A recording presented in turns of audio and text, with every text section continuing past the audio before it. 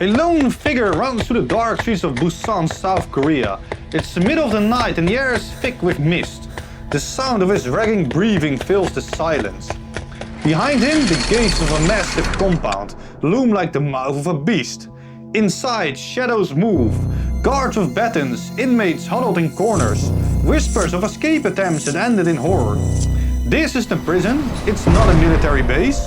It's the Brothers' Home, a facility meant to house vagrants and wayward souls. But what happened inside these walls was far worse than anyone could have imagined. Beatings, forced labor, and even death. For years, the Brothers' Home operated in the shadows, hidden in plain sight. Some say it was a brutal social cleansing operation.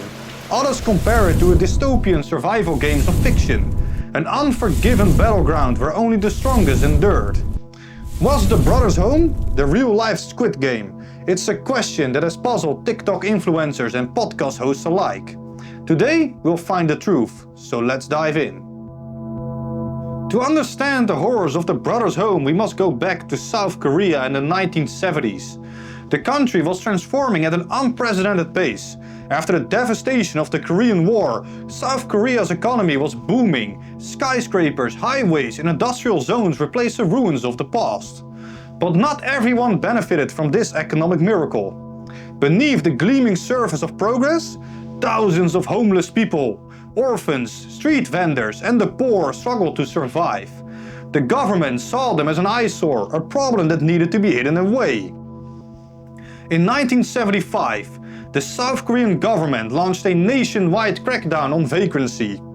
Under this policy, the police had the power to round up anyone they deemed undesirable. No trial, no charges. Anyone who looked poor, mentally ill, or suspicious could be arrested.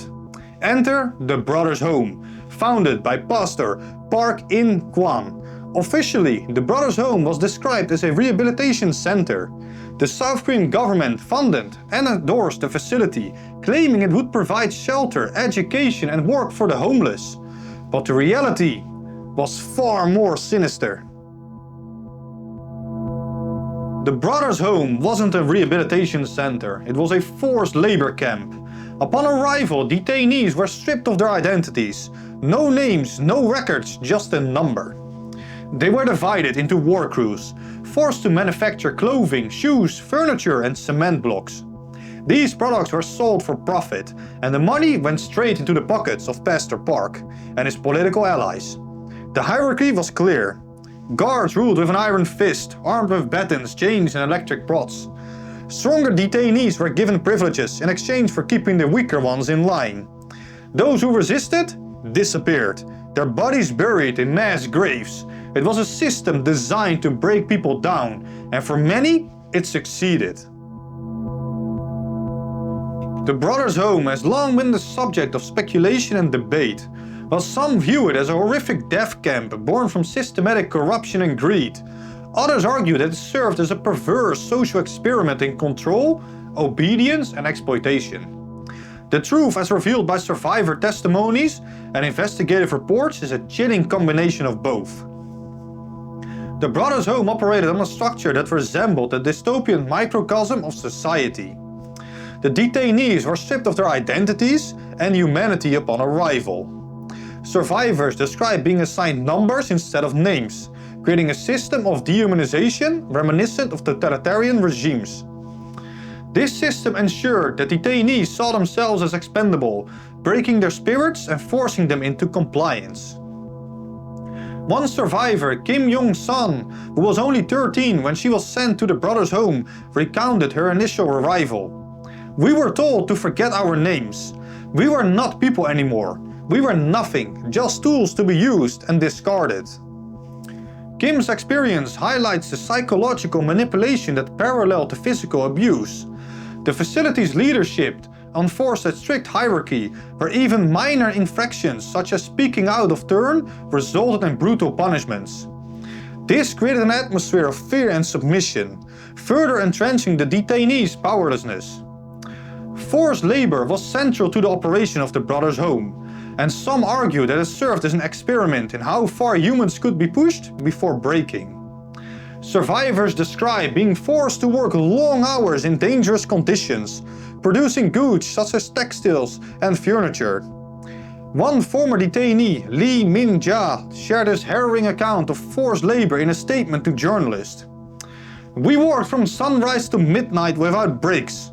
If we slowed down, we were beaten. If we complained, we were starved. It was like they were testing how much pain we could endure before we collapsed." This system of exploitation proved highly profitable for Pastor Park In-kwang and his associates. It is estimated that the brothers' home generated millions of dollars in revenue, much of which was siphoned off into private accounts. Critics argued that this level of systematic abuse required not only greed, but also a deliberate strategy to dehumanize and exploit detainees on a massive scale. Some historians and conspiracy theorists have proposed that the brothers' home may have been a covert social experiment orchestrated with the knowledge or even approval of the South Korean authorities. The facility's ability to operate unchecked for years suggests a deeper level of complicity than mere negligence. The theory states that the government used the brothers' home to study the effects of absolute control and systematic oppression on a marginalized population. The detainees, often described as undesirables by the guards, were viewed as expendable in a society focused on rapid economic growth.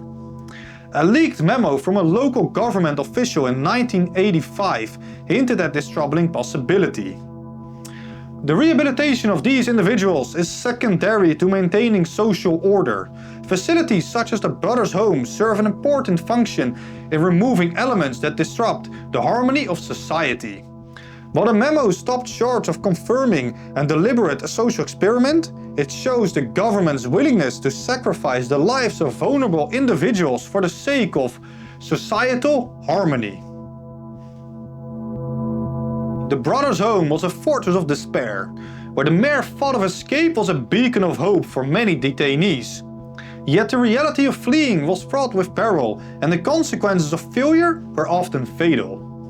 In 1985, Choi Sung-woo, a detainee who had endured 3 harrowing years within the facility, experienced an unexpected reunion with his younger brother, who had just turned 14 upon arrival at the brothers' home.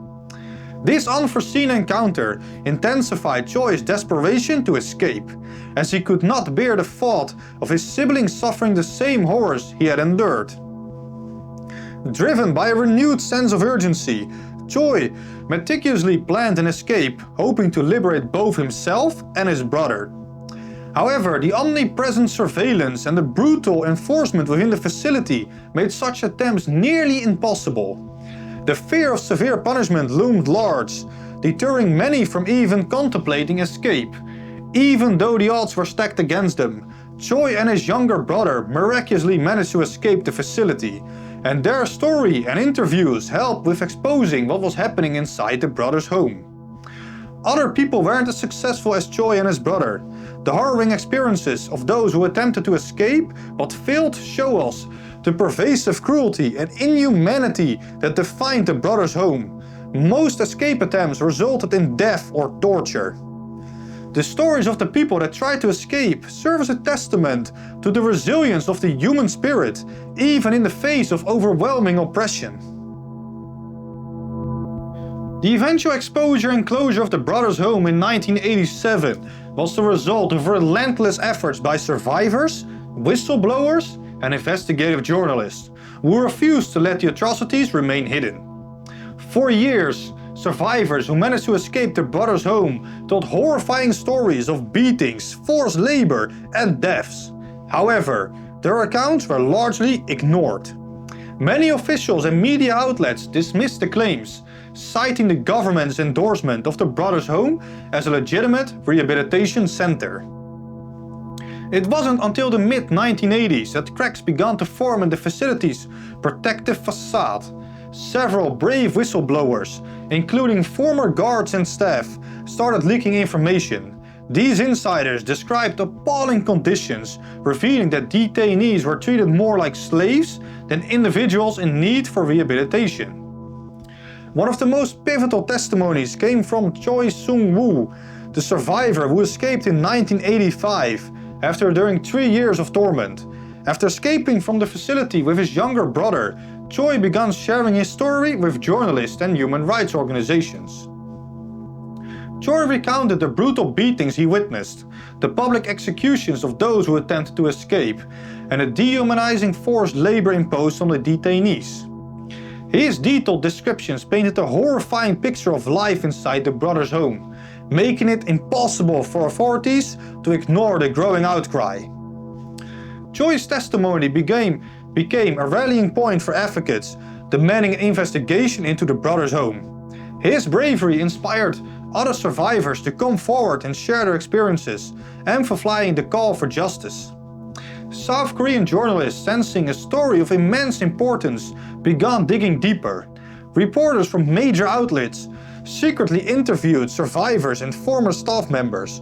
Their investigations uncovered damning evidence, including testimonies from guards who admitted to killing detainees on orders from higher-ups. Documentation of profits made from the forced labor of detainees, which were funneled to Pastor Park and his political allies. Photographs of malnourished detainees and the overcrowded conditions inside the facility. The media also exposed the complicity of local police who actively supported the facility by rounding up vagrants and returning escapees. In addition to survivors and journalists, several former employees of the brothers' home broke their silence. These whistleblowers included a nurse who described the complete lack of medical care and the high mortality rate among detainees, a guard who revealed the systematic use of torture to maintain control over the population. Their testimonies added credibility to the survivors' accounts and bolstered the case for an official investigation. As the media continued to expose the horrors of the brothers' home, the story attracted international attention. Human rights organizations, including Amnesty International, began pressuring the South Korean government to address the allegations. The international scrutiny embarrassed the South Korean leadership, which was already facing criticism for its authoritarian policies. Under mounting pressure, the government had no choice but to launch an official investigation into the brothers' home. In 1987, the brothers' home was finally shut down. Pastor Park In-kwan, the facility's founder, was arrested and charged with embezzlement and abuse. However, his sentence was shockingly lenient. He served only 2.5 years in prison, a decision that outraged survivors and activists. Many people claim that Pastor Park In-kwan got off easily because of his relationships with government officials, and that they only gave him a sentence because they were forced to do so by public opinion. The closure of the brothers' home was a bittersweet victory. While the atrocities were finally acknowledged, justice was never fully served. Many survivors continued to struggle with the trauma of their experiences, and the South Korean government's involvement in the facility remained a subject of controversy. The similarities between Squid Game and the brothers' home are undeniable. A hidden system that preyed on the weak, a brutal hierarchy where survival depended on submission, a world where the rich and powerful controlled the game while the poor suffered. In Squid Game, players are stripped of their identities and forced to compete in deadly games for the entertainment of the elite. In the brothers' home, detainees were also nameless, subjected to forced labor and controlled by a ruthless hierarchy. In one scene from Squid Game, players turn on each other, forming alliances and betraying one another in a desperate attempt to survive. Similarly, in the brothers' home, stronger detainees were given power over weaker ones, enforcing a brutal survival of the fittest system. Both Squid Game and the brothers' home explore the consequences of a society that discards its most vulnerable. But the brothers' home wasn't fiction, it was real. Thank you for joining us on our journey through history, and don't forget to like and subscribe and hit that notification bell. Until the next time, I'm the Chronicler, reminding you that history is written in mystery.